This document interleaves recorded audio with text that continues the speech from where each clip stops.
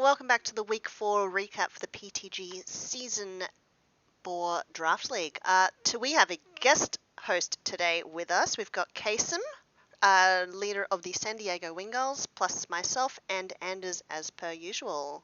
Hey guys, how you doing? Salutations, I'm doing great, Rowena. How are you? Yeah, pretty good for And hey all Wednesday? again, it's nice to be back. Alright, so straight onto the red leaderboard. So, the top is looking very, very tight. We have 4 people sitting at 3-1. Those differentials are definitely coming in handy right now. Then, the middle of the pack, down to the bottom half. No one's out of the count for the bottom 3, but we are definitely starting to firm up who are the leaders for the top spots and contending for the first and second place for that swift run to the semis. BAM definitely making a huge comeback from being the very bottom of the leaderboard to join first is pretty awesome. We kind of expected and hoped this would happen. He's done this before in previous seasons, so it'll be interesting to see if he keeps climbing. As you say, 4 of us will join 3 of 1. It's pretty exciting times. No one's Yeah, out of it's the count definitely yet. Go ahead. Oh yeah, I was just gonna say it's definitely close up top. Anyone could really, come in those first 2 spots as it is at the moment.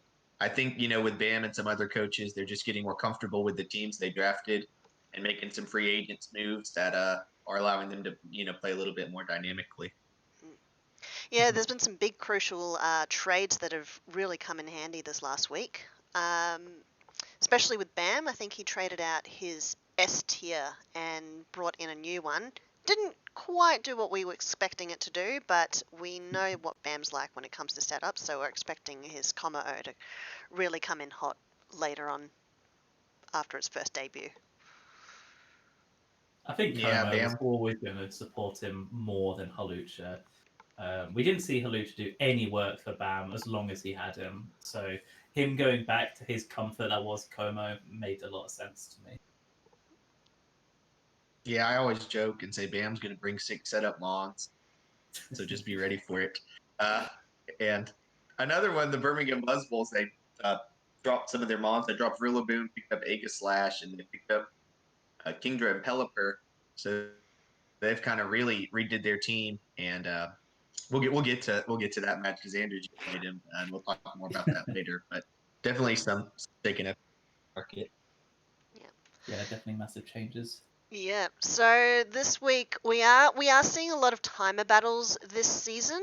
I think we were discussing this in draft chat as well, but losing the mythicals and legendaries, we had kind of hoped that it would mean that we have a whole bunch of lower tier mons that get a chance to shine, but what we're really finding out is that it's harder to check those really big, fat, stally mons. So we have seen a lot more timer battles this season than we have in the previous 2, including very tight timer battles. So the very first battle for round 4 was the Simiwinny Sears versus the Birmingham Buzzballs. Came down to a 1-1 timer battle. Buzzballs just getting ahead on HP differential.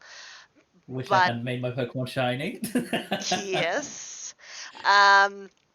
And that was one of those matches where if there was just literally 2 minutes left on the timer, then we would have had an outcome, a definitive outcome, I should say. Didn't even need 2 minutes. There was 1 turn left. 10 seconds would have exactly. done. The mighty, well, even 2 seconds really. The mighty Psyducks against the Mid Valley Mouths, another one that went to timer, 4-4, came down to HP differential. Then we had the Blazing Torchics versus the Atlanta Braveries, 0-2 loss to the Blazing Torchics. Then the San Diego Wingulls versus the Lionheart Lucarios, a very nice 4-0 win to Kasem. The Utah Muse versus the Gibson Garbadors, and the Gibson Garbadors getting the win at 4-0. The only 2 matches there that felt fully in control for one opponent to the other was obviously Kasem's match versus Mayak. The than the Gibson Garbadors versus the Utah Muse. I thought both those matches, you guys felt completely in control from beginning to end. Whereas with both, well, with all three, with my match, with Bam's match, and with Jay's match, it was a much more of a struggle back and forwards, I found, from my experience watching them. Yeah, I would definitely agree. And you can see it on the differential. Really, the closer the match is, two of them unfortunately ending in timer. And Jay's match, being pretty close. It felt definitely a little bit neck and neck in those battles. So next week we're seeing the Birmingham Buzzwolves facing off against the Mighty Psyducks, the Simiwinny Sears taking off against the Blazing Torchics, the Mid-Valley Meowths facing the San Diego Wingulls, the Atlanta Braveries versus the Utah Muse, and then the Lionheart Lucarios facing off against the Gibson Garbadors. Over to the Blue Division. We have still at the very top of the leaderboard Harun at 4-0, so he hasn't lost a single one. And then we also still have someone who hasn't actually managed to pick up a win at this point. This leaderboard is a lot tighter than the other one, other than the 0-4 and 4-0, but everything else is a lot tighter in the middle there. This one's still anyone's game as to who's picking up those top two spots, really. But the middle of the pack is starting to solidify there. Yeah, we've got the Holy Crusaders at 0-4. I really wanted to see Cottony work. I say this every week. Hey, it did more work this week than it has any other week. Yeah. Yeah, Cottony is exciting. That's definitely something you kind of want to see with the non-mythical legendary draft. Maybe a not fully evolved Mon, or a Mon that's questionable on its usage as well. So it was disappointing to see that not go as planned. But yeah, a lot of good matches in this division too. I definitely think about Roop's match was definitely very exciting to watch. And well, we'll get into some others that maybe not as much in my opinion. So going over the matchups, we had the Sneaky Sableyes versus the Fire Corviknights. This was an absolute sweep, 5-0. Another sweep by the Nevada County Caterpies against the Ottawa Superiors, another 5-0. The very long and tedious battle between the Ankara Arcanines and the PKS Noobs Kings, 20 minutes of them just showing off their Pokemon and moves and ending in a 6-6 tie down to HP differential. Then the Holy Crusaders versus the Anaheim Appletons. 2-3 timer battle. Appletons just getting ahead on the win there. And then the Dragonites versus the Bow Russian Boltons. This one flipped on its head at the last second, and the Bow Russian Boltons came away with the win just by the skin of their nose with a 1-0 win. The PKS Noob Kings versus the Ankara Arcanines. 6-6. That is the first time that has happened in PTG draft history. We have never had that happen before. To go the full 20-minute timer and not a single Mon has died. Just like a few crazy. Weeks ago, we had Jay and Jamie versing off, and it was a 5-6 battle. Yeah. We said that was horrible. We never wanted to see anything like that again. And these guys took that as a challenge, not just as a statement, and decided to one-up them on that. And thankfully, I don't think anything can get any worse, but no one take that as a challenge, please. No one. I don't want to see a battle worse than that. Yeah. Oof, it'll be tough. But then, as you say, we had several sweeps this time, not just from the first two, but also the last one, the Bow Russians versus the Dragon Knights. And that's something we haven't been seeing as much with this draft, I found. With the removal of D-Max and some of the legendaries, there haven't been as many just pure sweeps going on, setup sweeps. Especially with Bam not having Shell Smash or anything on any of his Pokemon. Yeah, shout out to what's that body likes to use, the fire dragon thing, Turtonator. Shout out Turtonator. Yeah. Hey, Torkoal can Shell Smash. Just want to let everybody know that. Or I'm pretty sure it can Shell Smash. If it can What? I shell didn't know smash, that. Bam will find a way to make it sweep, I'm sure. I would like to see that before the end of the draft, a Torkoal shell smash sweep, if that's even a thing. Just a That's a Torkoal challenge to you, setup Bam. sweep in general. Yeah, I mean, Torkoal's absolutely. put in work this season. It's come in and solar beamed a couple of mons and picked up a couple of KOs itself. Yeah, Torkoal's peak. Torgo's great, Mon. Rapid spin, rocks. I mean, lava plume, eruption. I mean, there's just a lot of cool. The solar beam you guys mentioned. We'll get into Will-O-Wisp when we talk about Bam's bat, but yeah, definitely. Yeah. As Andrew said, and all the cool kids say, a peak Mon would be. It does learn Chelsea. Yeah, It's got you a got lot to of get that going. versatility there. Yeah. So next round, it's the Fire Corps Knights versus the Nevada County Caterpies. Then we've got the Sneaky Sableyes against the Ankara Arcanines, the Ottawa Superiors facing off against the Holy Crusaders, the PKS Noobs Kings versus the Dragonites, and then the Anaheim Appletons versus the Bow Russian Boltons. Shall we do our predicted wins? We didn't do that for red and blue. We can let Kasem do the Oh, he can do predictions both. for the blues. Okay, yeah, you can do both. Kasem, You're the what are your guest. predictions for the round 5 for Blue Division? Kasem? Did we When lose you him? see Andy, it's hard to pick against Andy. I think that Sneaky Sableyes matchup versus the Arcanines is really interesting between Roots and Hakin or Hakin.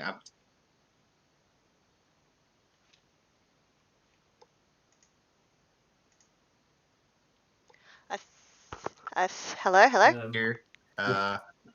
So it's hard to not see them bouncing back. But then again, I mean, you never.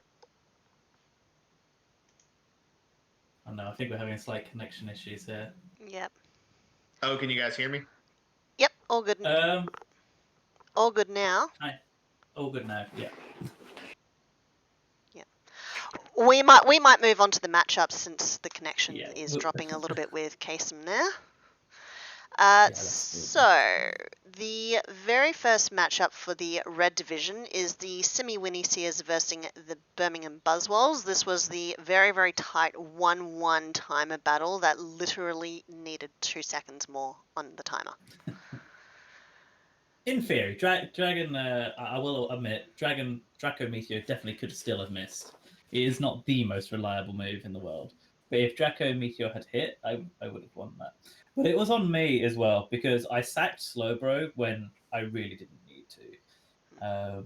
My biggest mistake was I forgot to put Dark Pulse on High Dragon. And I think that just messed with me a little bit. You were very, Even if very confused with that one. That you could Yeah. just see that as soon as you realize that you'd completely missed that move. Your whole mood over the rest of your video was very much you being flustered by that and letting that affect your mental state for your match. I really shouldn't have.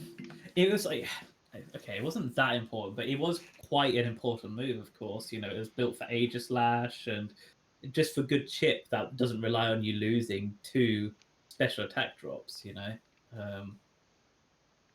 So losing that. And the annoying thing is, I'd had it in all the trials. So it must have been a last minute tweak or something where I was messing with the EVs or something, or when I was putting it in for the genning, that I must have just accidentally deleted it. It was kind of crazy. Maybe just didn't select that last move in the line when you copy pasted. That's very possible, actually. Yeah. Okay. Okay, we can hear you again. You're off because of it. So it kind of worked out. I mean, obviously it sucks how it ended because if you had Dark Pulse, you definitely won. Mm-hmm. And also, I will never make my draft team shiny again. I think a lot of people have decided with the timer we need to be not wasting any second. Like this match was the one where it just shows even just those couple of extra seconds just to show off the shiny animation can be the make or break on a win or a loss. So expect to not see any shinies in the next couple of weeks coming up, or at least a massive reduction in. Yeah. I don't think the Birmingham Buzzballs deliberately stalled at any point, so I hold nothing against them. For it was just the time of doing a normal, annoying timer stuff. Got Choice Scarf Developer would have won in the end too, but that's like so niche. It's hard to predict that. He definitely wasn't Choice Scarf Pelipper. He, I can't remember where he was, but if you remember, my Toxicroak outsped Pelipper. So Yeah, that too. so my Toxicroak was definitely not Choice Scarfed. So the next match for Red Division was another timer one. This was the Mighty Psyducks versus the Mid Valley Meowths. This one was one of those ones where it sort of flicked back and forth. I felt like Bam wasn't really at his absolute best. It felt like his predict game was extremely off this game. Yeah, so honestly, I think this still probably could have gone either way. Can't remember exactly how it ended, but it was a lot tighter than I thought it was going to be initially. And the fact that it came to timer, especially given that Bam is such a big setup sweeper, and both of these people both of them were not stalling at all. They were both trying to go out and beat each other down, and it still went to timer. Just goes to show. I was actually a little bit surprised by the results. On paper, I think Dev's team is a lot stronger in this matchup than Bam's. Most of Dev's team can deal with Bam's Pokemon. Even though I don't think Bam played perfectly, the fact that he ended up coming out with a win when the odds were stacked against him a little bit does attest to his skill in the match and everything, I think. So I think he did well here overall. Unusual for a match to go to timer with Bam, though. Yep. Yeah, I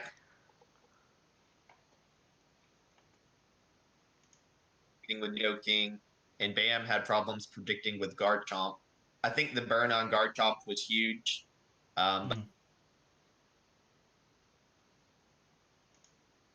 tough to theory model what would have happened when it's still so much left to play.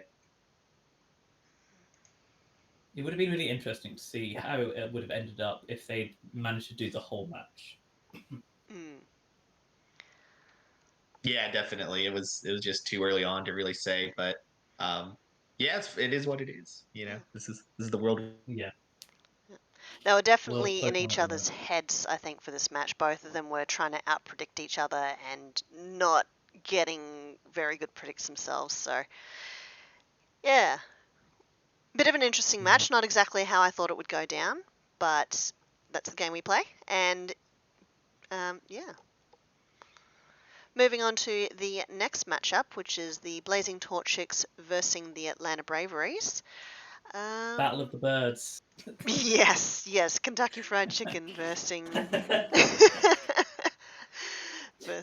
the Braveries. Yeah. Oh man. So we have Jay winning here. I must admit, I actually didn't really watch this match because another one of Jay's fantastic recordings where it was giving me a headache to watch it. So I don't have too much to say on this. I missed a few moves. We see both Cradley and Gudra do some work. They're sort of the main shining stars of the match. We've seen Cradley do quite a lot of work, really. But yeah, no, it went to Jay here. Yep. Nice to see Gudra do some work. I do like Gudra. It's definitely the most underappreciated pseudo legendary. Yeah, Sultan Vest Gudra or even Choice Specs Gudra. I think, I mean,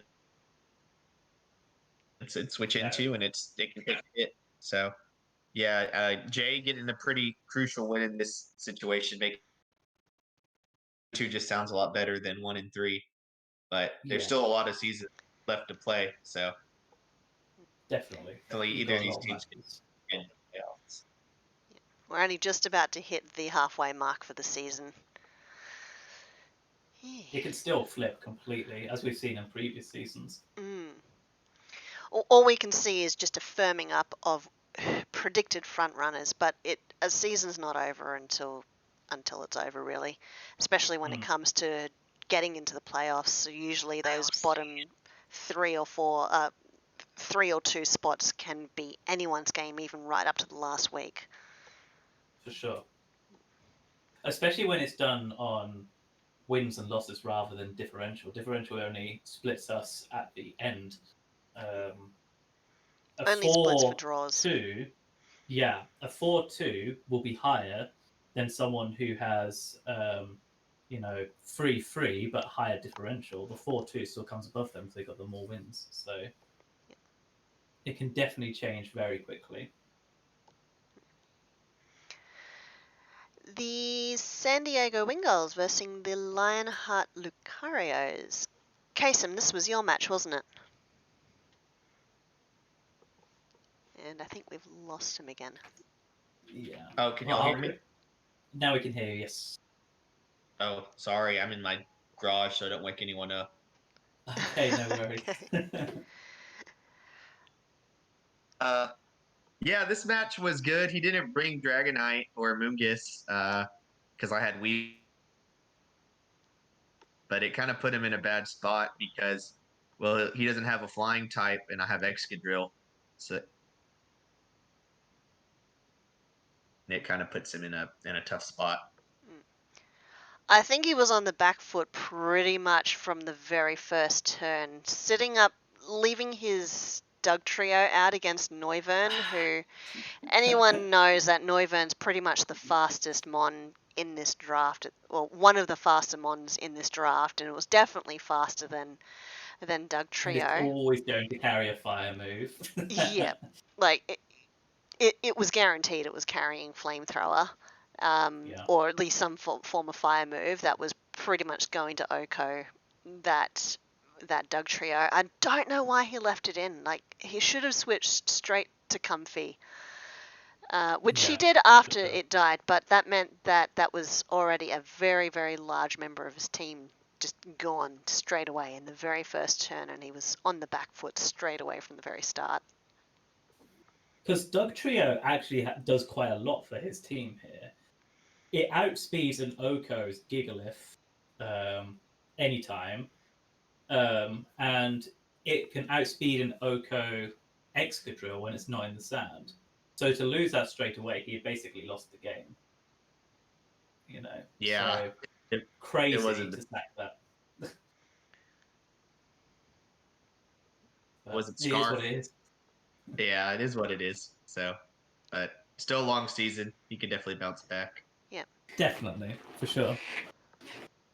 The Bolton, I remember when that outsped the Excadrill. That was a little bit surprising to me. I knew it was fast, but I didn't know it was that fast.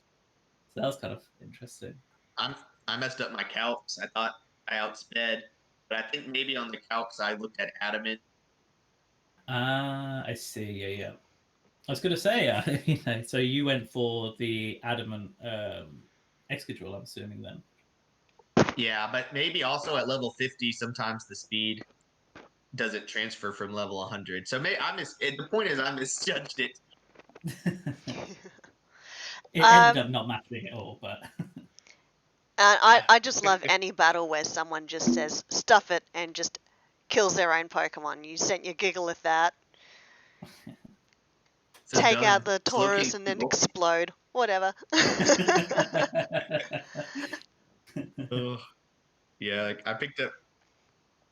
What I thought was the most hilarious is that Gigalith didn't actually kill Slowking, but then Slowking still died to Gigalith thanks to the sand chip.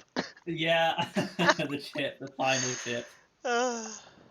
Yep, that was what you got 2 kills thanks to Gigalith's Sandstorm. So yeah, Sandstorm for the win. Yeah, I'm happy with Gigalith's performance this season for sure. Definitely coming in. Can't directly kill stuff, but manages to still pick up kills. been peak. He's done a lot of work. He was David on the Ross, kill leaderboard residual until damage. last week. Yeah. This was one of the fairly short games. Was this one of the 10-minute games? Yeah, I believe so. Yeah. One of the few 10-minute games. I think we had 3 10-minute games this week, or if, yeah, a lot of very quick matches, definitely. Speaking of quick matches, we will move on to the Utah Muse versus the Gibson Garbadors. We mentioned it last week, but this battle had actually already happened last week, and it basically solidified what we mentioned then. So Utah Muse, they brought exactly the same team again. So 3 out of 4 weeks they have brought the exact same team. The only week that was different was when they swapped out Wheezing for Skuntank, but pretty much we've seen 5 out of 6 Pokemon the entire draft so far, and once again same lead. So Salaman's lead. Scotty had done his research. He instantly was like, she's 99% sure that she's going to lead Salamence, and he took advantage of that straight from the start. Yeah. And this match just goes to prove as well that it's not about just bringing your strongest mons. It's about bringing good counters to your enemy's mons and having a game plan. Because you can see here, the Utah Muse brought, Salamence, Togekiss, Mamoswine, on paper all incredibly strong mons, whereas he's got 3 C tiers, but he knew exactly what he was doing with them. And had control of the whole match. Yeah, those are pretty good C tiers too, with setting the hail for Arctovish, who I believe is on the. I mean, the match kind of ends with Dragapult. That's just, I think it is the fastest mon in the draft because there's no Zero Aura. Yeah. I think there's something that's faster. But, as far as like powerful mons, I mean, that thing, if you don't play. It's definitely the fastest S tier, that's for sure. Yeah, good showing from Scotty for sure.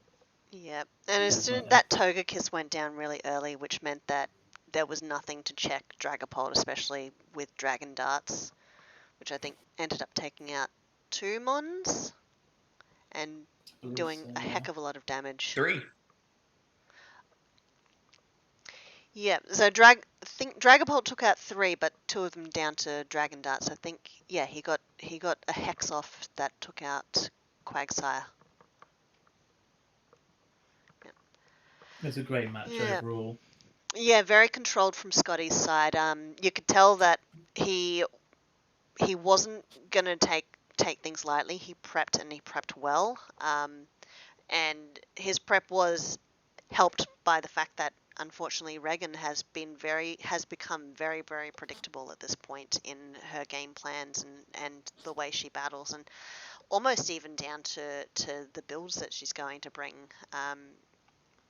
So once again, Regan, if you are hearing this, we do suggest that you do change things up, because especially now, people are picking up exactly how you're playing at this point, and it makes it very easy to counter you. So if you do see this, please have a look at your teams, look at your matchups, and maybe try and see. Give a few matches to watch.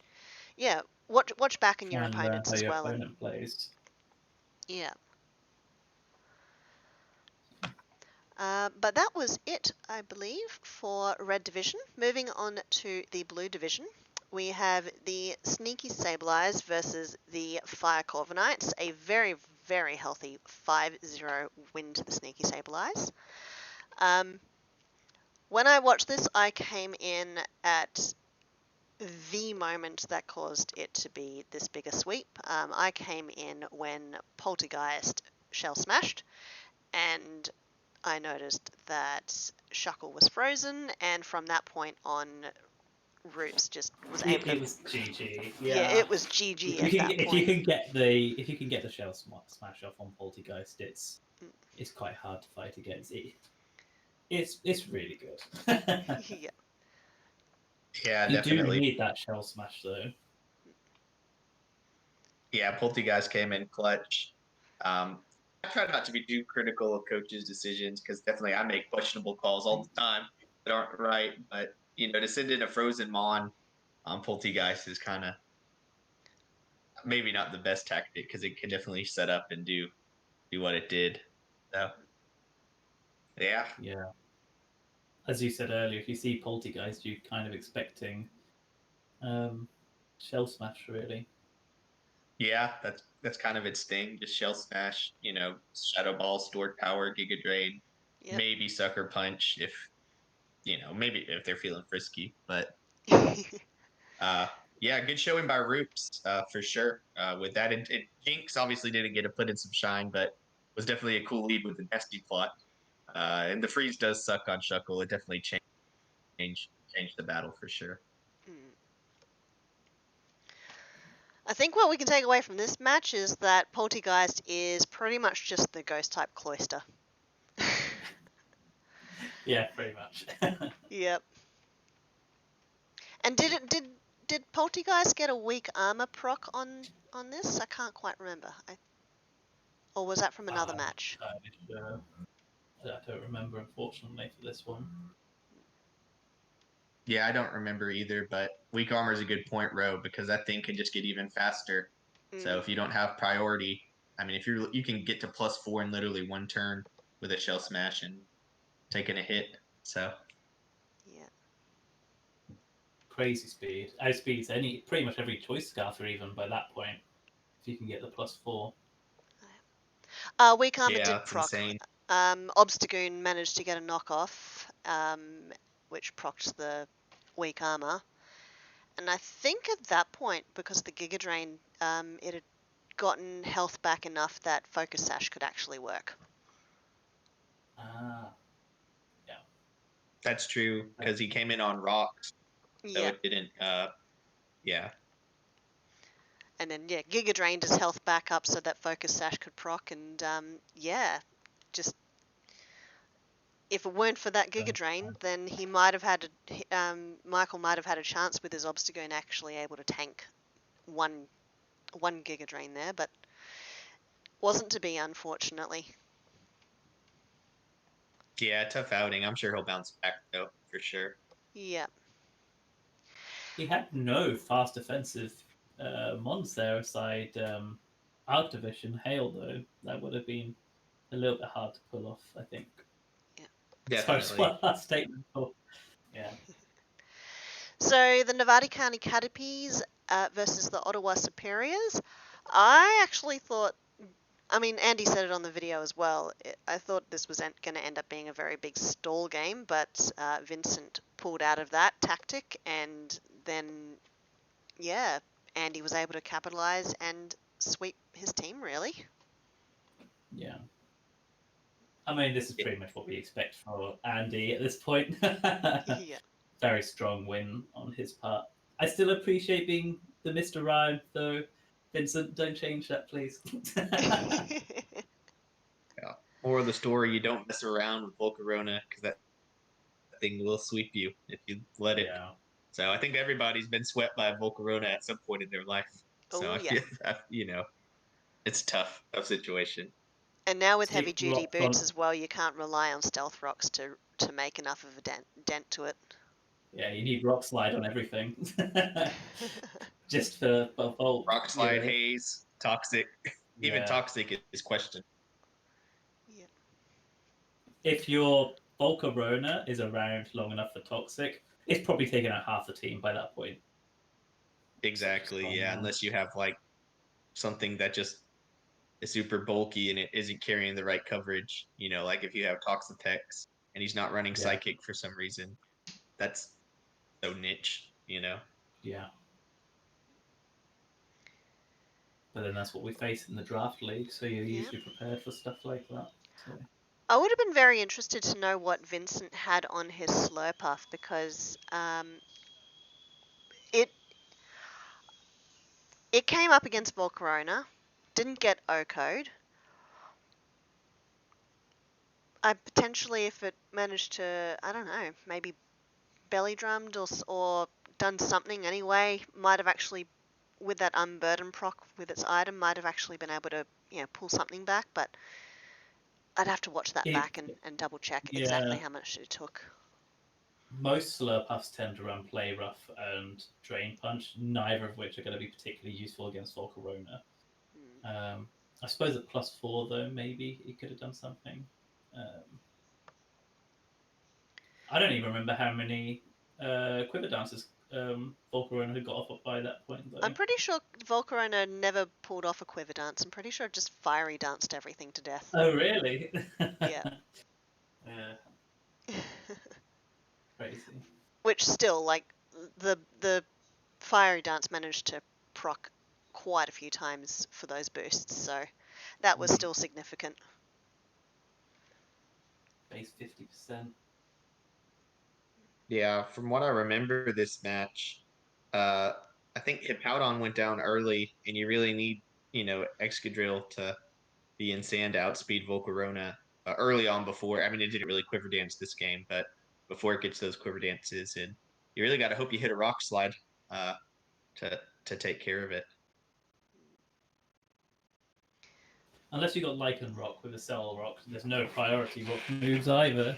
So it really is in a good position. Pick up Lycan Rock just for the match and drop it afterwards. Had to think that one almost 2 matches ahead with the trades though. Yeah, plan it out. Yep.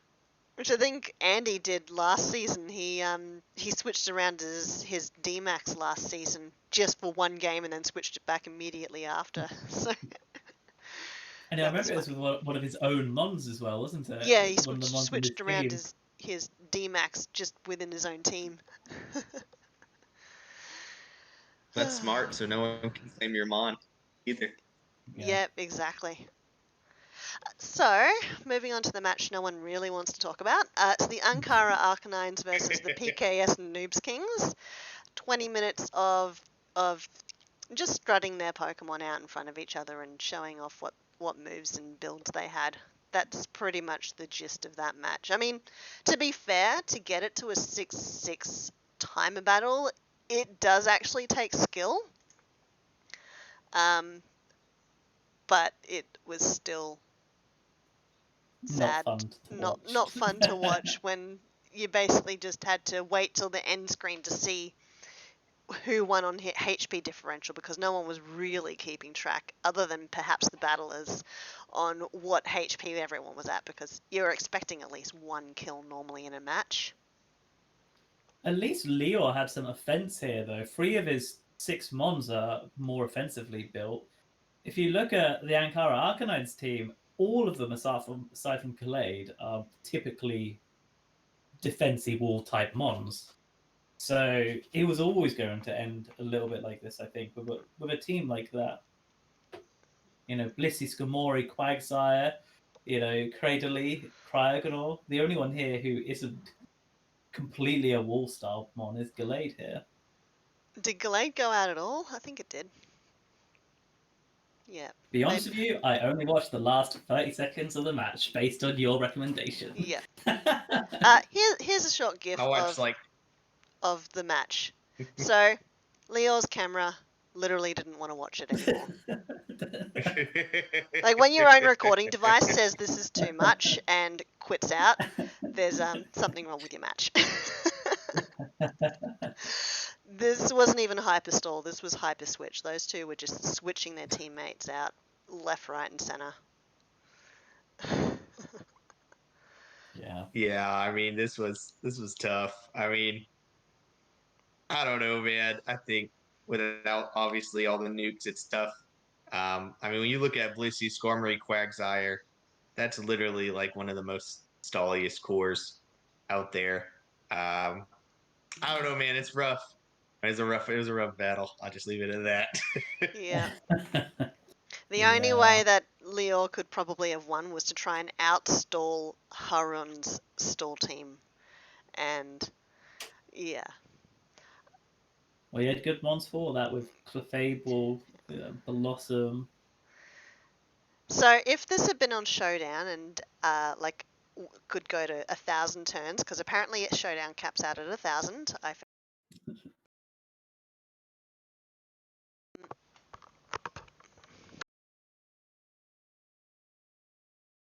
Testing. You okay there, bro? Hello. Okay, I can hear you again. Okay, my microphone dropped out. So if this was on Showdown and could go to 1,000 turns, who do you think would have won? Just want to quickly put, your microphone wanted to drop out because of talking about this match. Exactly. I think Lior would have won in the end. Without the timer, Harron had borderline no offense. I could deal with anything really of that Lior had. I would put my money on Lior winning this. Yeah, I'd go Lior too. I mean, I don't know how he kills Clefable, honestly. Haroon with it, that seems like it's tough. I think really with Stall, it can definitely be broken, but you have to, like you guys said, you have to play it a long time, and it can just be really tedious and annoying to break. So yeah, I mean, I feel like Lior would have won, but once again, it's 6-6, so who knows? It could have been 100 turns of Stall and Haroon, Yeah. got him, toxic stalled him to death or whatever he was running on him. There's having a couple of walls on your team to deal with the strongest Mons the enemy team, so it allows you to get safe switches, get your own toxics, will-o-wisps off. And then there's having your full team as just walls. I don't know. It was always going to end like this. And Blissey and Chansey. So, yeah. That's my opinion. All right. Well, that's enough ripping into that one. I never did my diss track. So we've got Hassan versing Jeff, the Holy Crusaders versing the Anaheim Appletons. This was actually quite a tight one. This was a very amusing one to watch from Jeff's point of view because that was the only point of view to watch it from. But his audio was full of gold. Like, genuinely, you can make memes out of the audio. It's fantastic. My favorite. We'll see if we can actually get it playing on the thing. My favorite being Misty Terrain. Ooh. I love that. that single statement just makes me so happy. And when he said it, that was great. It's meme worthy. We've had some good memes come out of this draft season. Yes, we have. Some of them not family friendly, so you'll never see it.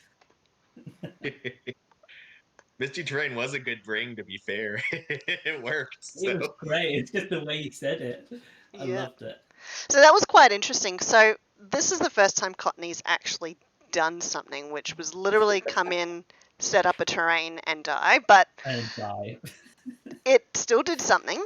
So that was really interesting to have two unburdened Mons and two pranksters to set up those unburdened Mons. That was something I was not expecting for this match. And just the whole team, which was a bit odd, I never know what to expect for Hassan's team, but yeah, I guess that makes it very unpredictable on what's going to happen. He's definitely determined to try prove us wrong about Hippopotas and Cottony, which he brings to every single match. He brought him to every match. Wow. I mean, good for him. Mm-hmm.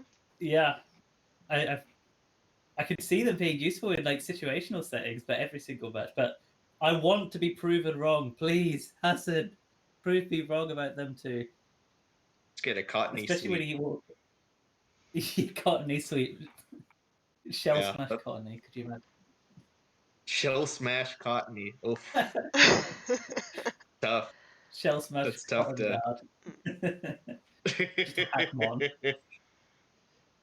Hey, we should do a Hackmon draft. That would be insane. But that would be great. Yeah, I mean, it was a cool team by Hassan for sure. I liked it, as you guys already alluded to. I think the Salazzle set was really smart. Fukamuku is absolute pain to deal with if you don't prep for it, and it looks like the Appletons really prepped well for it. So And Hasim prepped well too with the misty terrain. So it was cool to see how this battle went on. And It was nice Brongzon to adds see. to its skills. Yep. Yeah, definitely. It was nice to see Halucha do some work as well. Yeah, everybody hates Halucha apparently this draft. Poor bet. I mean, I don't I hate quite like Halucha. I just wanted to Hawlucha. see I've it do some work. used to have Hawlucha on part of my flying team on occasions when I was doing gym leader stuff. But yeah, it is a bit of a one-trick pony, so you sort of know exactly what's going to happen with Hawlucha. But that doesn't mean that you still can't you can't underestimate it, because you know what's going to happen if you don't if you let it run away. So you still have to prep to make sure that it doesn't get away on you.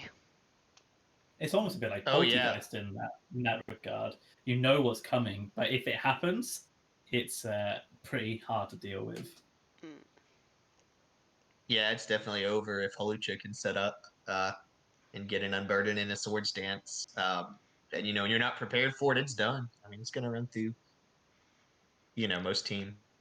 So, but definitely a cool battle for sure. Yeah. Definitely.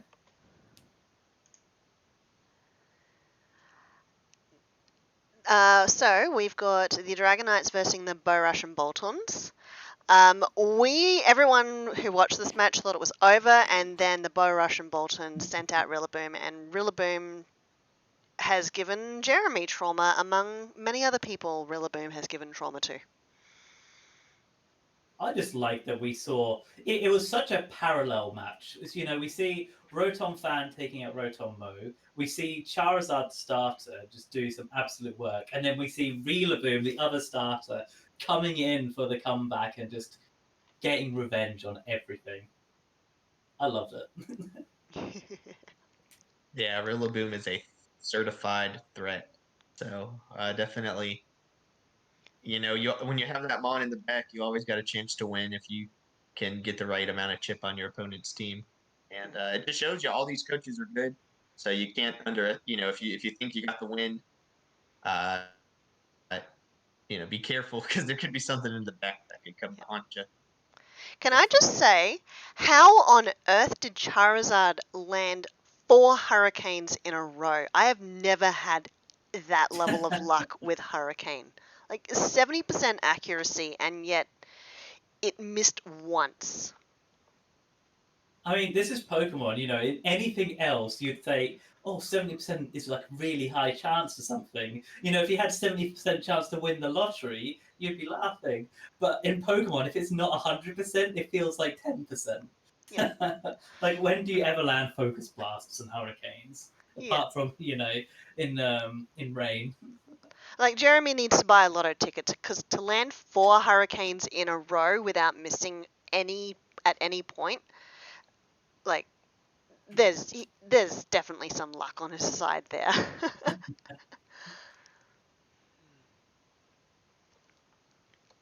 Shout out Charizard, OG doing OG work. Yeah. But yeah, definitely Rillaboom sweep right at the end for the win, giving everyone flashbacks and definitely giving Jeremy trauma. Yeah. Realistic. Good one. Yeah. So Jeremy comes in, sweeps, pretty much gets Akin right down to 1 Mon left, and then that last Mon comes in and just sweeps. Yeah. Would have been very different if that last Hurricane had actually hit. Yeah. Because... But then he hit the 4 before, so I think. Yeah, that's true. Yes. Yeah. It was going to eventually miss, but...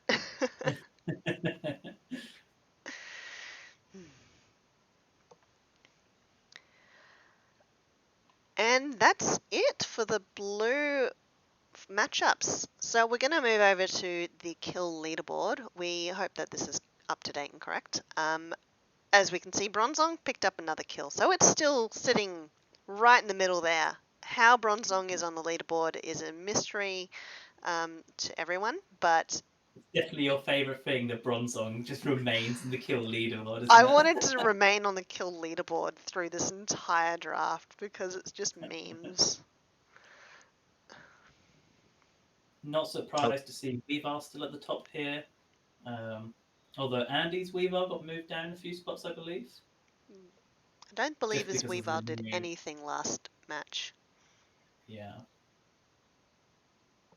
So we had the Poltergeist coming out of nowhere getting the 6-0, and then we have Bam's Nidoking climbing up to 7 kills as well. Yeah, and we have Volcarona getting on the board too. Definitely, Andy got competing, Mons on the team. So it's like he has two good strikers. And they both are scoring goals. So definitely cool. Cool to It'd see be that. really interesting to see where all of this would have been if he'd been here from week 1. Oh, definitely. Yeah, it could have been different for sure. So Poltergeist is what, the second Mon to get a 6-0, to sweep an entire team all by itself after Mamoswine, is that correct? Yeah. Yeah, it's the second one. My Weavile got 5 kills, but yeah, I think only Poltergeist and Mamoswine are the ones to sweep through an entire team. But given how tricky it could be to get really that Poltergeist sweep off, I do wonder if it's going to be like Mamoswine, it's just going to stay on the leaderboard for a long time purely off that one match. I don't think it's like Weavile where it's useful for everything, but I think when it is useful, it's going to be really useful. So I think we'll see Poltergeist jump up again, maybe, but like it's going to be in blocks rather than just more and more points every week, like we've seen with Weavile and Nidoking. Yeah, I'd agree with that. I think Poltergeist, when you can get it off, it really works.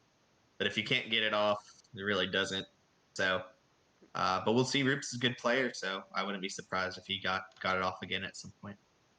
Yeah, could very easily just get another 6 and become 12. By far the top. I suppose you could say that for anything, which gets a good setup off, though. Really.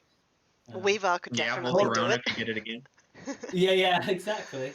Yeah. Bronzong, Bronzong 6-0. Hey, Bronzong just needs 2 more kills to be number 1. So Yeah.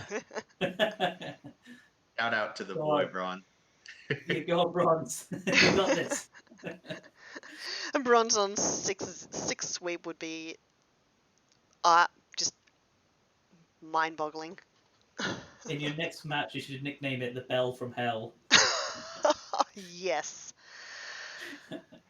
Hell's bells. About to look up Bronzong and see what kind of setup it gets. I know it gets like Iron Defense Body Press, but I mean, that's what it's done, and it's gotten it on the board. yeah. I mean, if it's broke, if it ain't broke, don't fix it. Is the old saying. Could you imagine Calm Mind, Body Press, Iron Defense, Psychic, and Body Press? Yeah, let me see if it has what I think it has. Shell Smash Bronzong. Okay, it doesn't have stored power because it's a psychic type. So I was wondering Uh-huh. if you could like Iron Defense, Calm Mind, stored power, That sweep would be some. crazy. That would be insane. It has rock polish, so Ooh. I mean, Get hey, it maybe speedy. make a fast. It has Gotta go trick fast. room. That's what it could do. It could set up a trick room. Oh yeah, to that's do true. See, Apple, we're giving you all these free ideas. That's payment for the misty terrain. Ooh. Yeah, that's our apology for that. We're going to move on to Yeah. the trades that will be finalised for next week. So PKS Noobs King have swapped out their Taurus for their Drapion, which gets them their poison coverage that they don't have, I believe. Correct me if I'm wrong. Poison coverage. Is Drapion poison type? Or have I No, got Poison that mixed Dark. up? Poison Dark. Poison Dark. No, you're right. Yep. Oh, I was thinking of Tramper. I was really confused for a second there. No, you're right. I'm wrong. I was like, Yeah. wait, poison type with Tramper? Sorry, it's my bad. Carry That's on. right. And then we've got Jay from the Atlanta Bravery swapping out 2 Mons. He's getting rid of his Bravery and then instantly regretted that once it finalised for Exploud, and then his Rhydon for Stunfisk. The Atlanta explodes. Yep. What are your thoughts on these 2 trades? Sounds better than Skunkfish, or Stunfish. So I think he should, I don't know. I mean, it's obvious. I Specs think X-Cloud is so strong. I mean, I wouldn't be sad about that. I think Explode is better than Bravery, but I think Rhydon is better than Stunfisk, to be honest. Yeah, agreed. Trying to see if there was a set reason why he might not have, why he would have gone Stunfisk, but all I can think of is that he doesn't have any electric types on his team, and that's the only reason I could think to really bring that in. If Stunfisk is your electric type, though, it's going to be hard. I mean, the whole point of an electric type, mostly, of course, is you want high speed, quick damage, volt switching, powers, you know. Stunfisk doesn't do any of that. You know, with the prevalence of Earthquake and stuff around, you don't really want like a defensive electric Pokemon. Not really. And Yeah, then I'd agree. I like Nido, not King, Rhydon too. Yeah. Be defensive, but it could also double dance, which I think is an awesome set to run. I mean, you're Yeah, just X-Cloud's basically got having to knock off its Eviolite because it can just take so many hits. You know, if you're not running water moves, it's just going to be tanking everything you throw at it. Yeah, definitely. Definitely be interesting to see what Jay is doing with his team, especially with those two trades, or specifically that one trade. But yeah, hopefully next week we'll get to see exactly why he switched his team out this way. Mayank's tossing his Closeter and bringing in Swoobat, so that's a bit of an interesting trade there as well. I like both the Pokemon, really. I think it depends on your situation and your team, which is better. Swoobat obviously has the simple setup, which can be crazy. But Clawitzer has some amazing raw special attack if you combine its ability with a Specs or a Scarf. It can really do some damage. So I definitely think it depends on your playstyle. We'll see what he does with Swoobat. Yeah, they're both good Mon. They just need. We'll just have to wait and see what it does. With his team, he had 2 water types and Clawitzer, so maybe he just wanted some more type variation on it. Mons both do different things, so we'll just see how it plays out for him. Yeah, definitely. Yeah. Well, that is pretty much it. That is the weekly wrap up. Any other last comments before we close this out? I don't really have anything apart from thank you very much for watching again, and we hope to see you next week. Yeah, thanks for watching. Yeah, thank you for joining us this week, Kasem. Yeah, thanks for having me. Very spur of the moment, but we're glad to have you here. Yeah, I woke up and then I said, I was thinking, I'm like, do I want to do this? And I said, I'm not. But yes, It's been a pleasure. Yeah, been an absolute pleasure to have you here. We will see everyone next week for the week 5 wrap up. Hopefully another guest in as well next week, whether it's Kasem, whether it's someone else, we do not know at this point. Sometimes we only find out a few minutes before we're going to run this. But we'll see everyone next week. See everyone next week. Thanks for joining us.